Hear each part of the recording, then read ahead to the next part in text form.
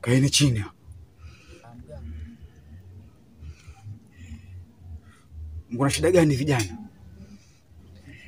Mimi nimemletea rafiki yangu hapa, ndo ako na shida. Kijana, una shida gani? Mimi nataka utajiri mganga. Wataka utajiri kijana?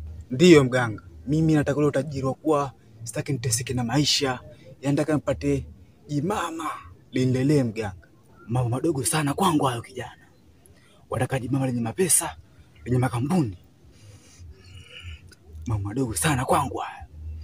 Lakini ngoja kwanza niulize mizimu kama itakubali. Kijana, mizimu imeamua kukusaidia.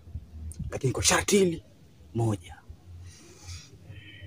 Je, utakubali? Sikiza mganga. Sharti lolote mimi naliweza mganga.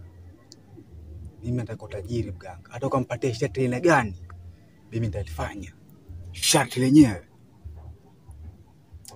lenyewe lazima ulete unga kilo 2, nyama nusu, na mafuta ya uto na kitunguu. Ulete hapa.